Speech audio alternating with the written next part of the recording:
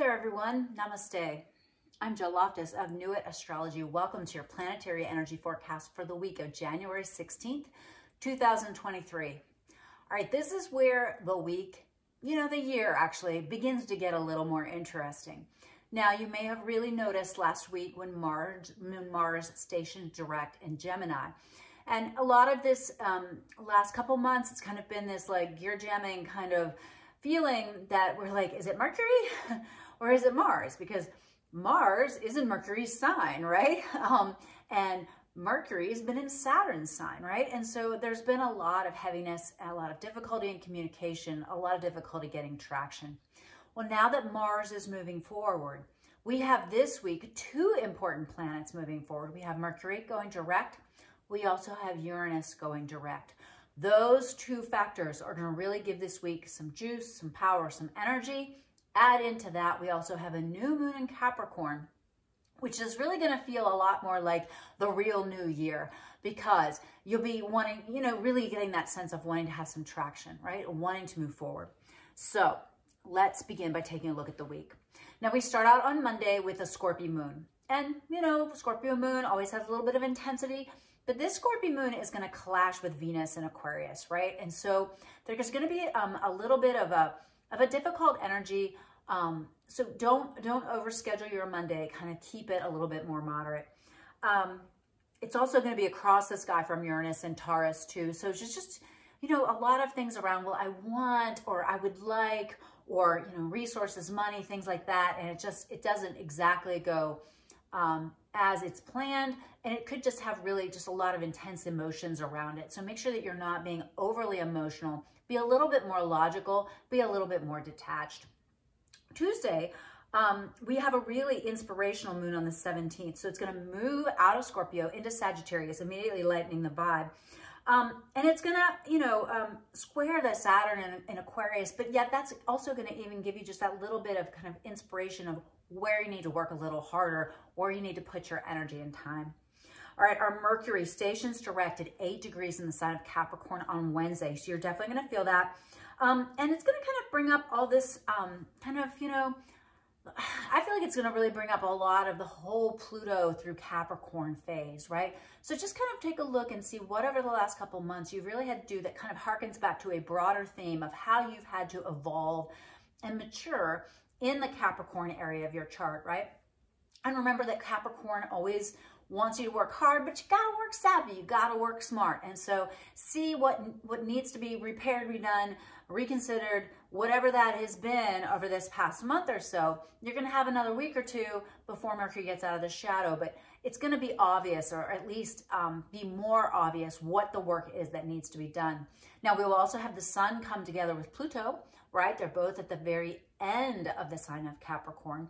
So that can bring a level of intensity to this that really is going to amplify that stationary direct motion of the Mercury. So a good day to work hard, work smart, toe the line, play by the rules, but also don't get overly emotional about things because there could be some real power struggles, power plays. It's a little bit of a caution flag up day. The nodes start to move into a nice flow with Mercury, right? Again, because of the retrograde cycle. So there might be some, some ideas around, kind of evolutionary movements forward in the Scorpio and in the Tauran area of your chart. So you might want to take note of that. And then we have on the 21st, this powerful new moon at 1 degree 33 minutes in the sign of Aquarius, right? And so this is kind of like a new year. It's very close to, the sign or the degree where Pluto will be moving into Aquarius in March, right? Because Pluto is going to be just at the 0 degree, but this is at the 1 degree, right? So this is a powerful new moon, an audacious new moon to set intentions around whatever the Aquarius area of your chart is. This is new beginnings, okay? New beginnings. Now, before it moves into Aquarius, that moon is going to sextile over to the Neptune and also touch Pluto. So the party's in Capricorn until it's not, okay? So it's going to really show you, doom, doom, doom, all those lessons that are wrapping up in that area of life. And boom, what's the new thing? What's the next thing? Aquarius energy in general rules groups of people. It's the 11th house of friends, co-workers, peers, groups of people, but also your aspirations and dreams. So make this a powerful manifestation moon. And keep in mind that as we get to the next day, the 22nd, Uranus stations direct at 14 degrees of Taurus, right?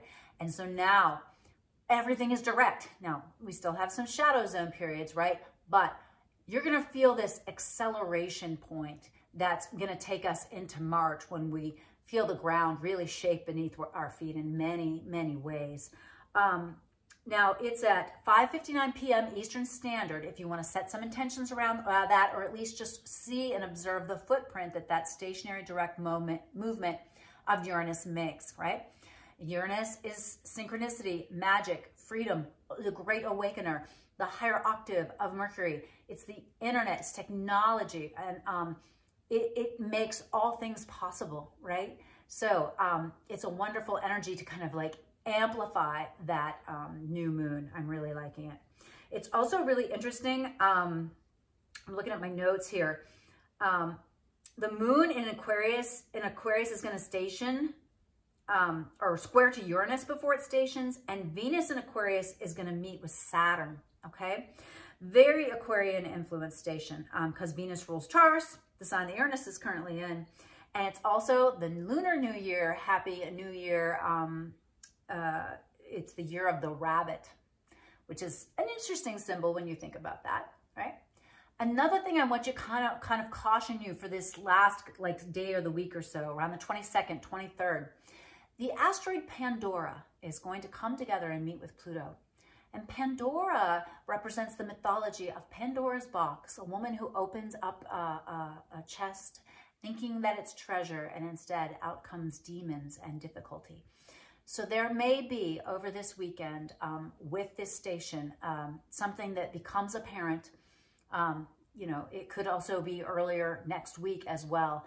But really watch that Pluto energy when the sun comes together and meets Pluto, and then with Pandora meeting Pluto as well.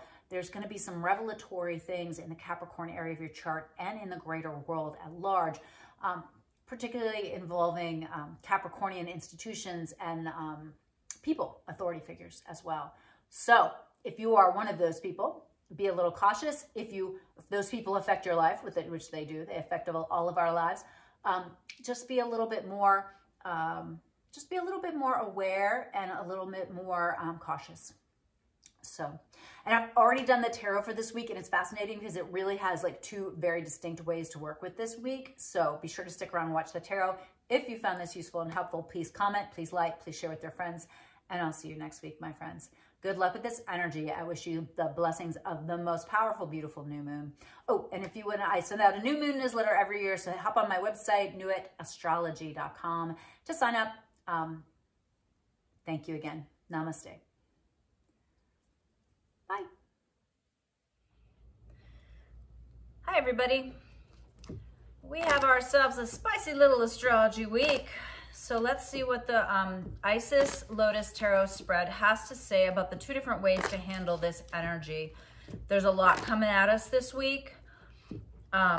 Definitely need to be adept and also paying attention to the signals because of all the information that's going to be coming through this week is really going to help us to know how to handle the next coming months, literally. So, hope you guys are all doing well. Excited for this kind of New Year do-over. I'm feeling it.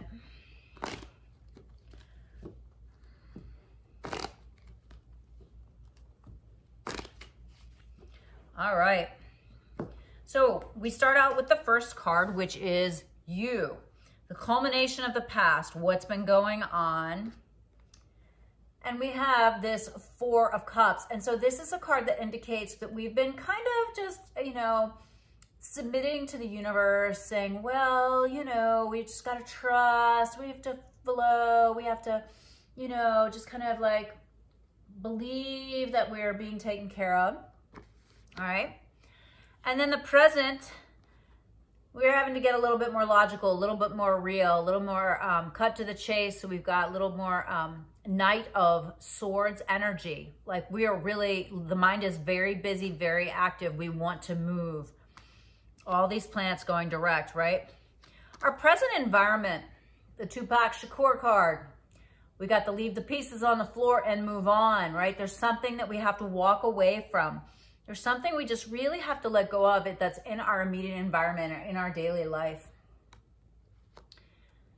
And the culmination of those influences is, yeah, we are where we're at, right? We know this, kind of like, okay, we've figured out, we've assessed the terrain.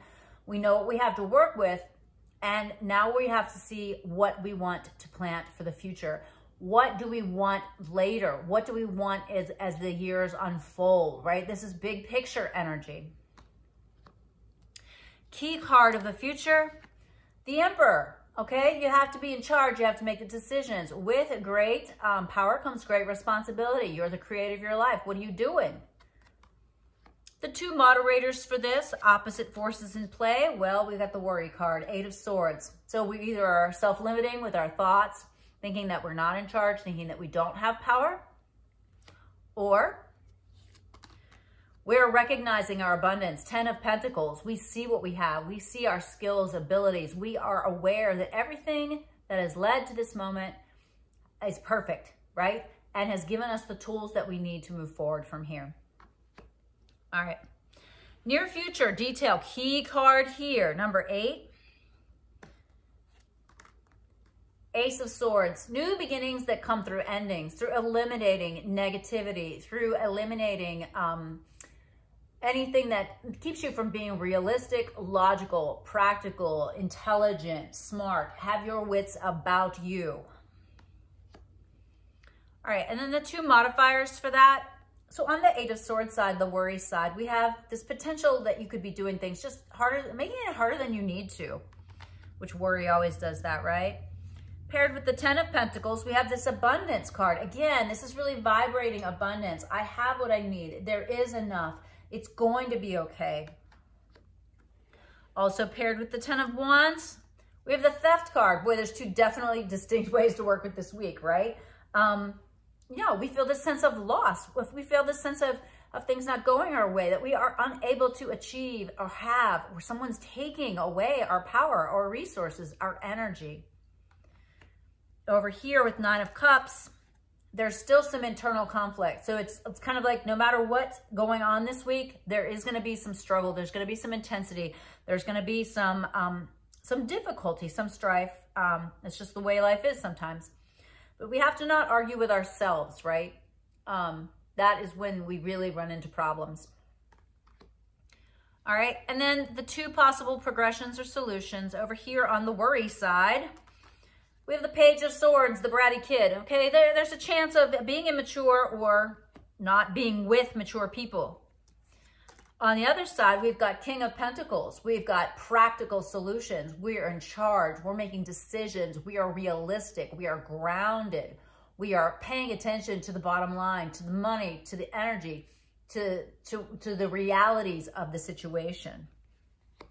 Paired with the bratty kid, we have the Three of Pentacles. So still there's progress made, even if it feels like this week is kind of a big spin out of just concern, worry, heavy work, responsibility, difficult emotions, immaturity, whether it's yours or someone else's. You're still moving in the right direction. But over here, paired with the King of Pentacles, we have the Two of Cups, perfect union, perfect, something that's just right for you, the right opportunity. And so it's very clear this week that we have to think about what we want for our future. We have to be logical. We have to need to let something go, but we need to be in charge. We need to be the emperor. And we vibe abundance, plenitude, gratitude, but pair it with logic and discernment and editing things, right? You can't ask a new moon to give you things if there's no space in your life for that abundance, right? So definitely a distinct track towards this King of Pentacles, Two of Cups energy. And, you know, even if you find yourself in this, like, you know, kind of immature zone or really not getting your way or feeling like things aren't going your way, you're still moving towards your future, an abundant future. So take heart. All right, my friends, good luck with the week. It's a lot of energy, and I'll see you next week. Bye.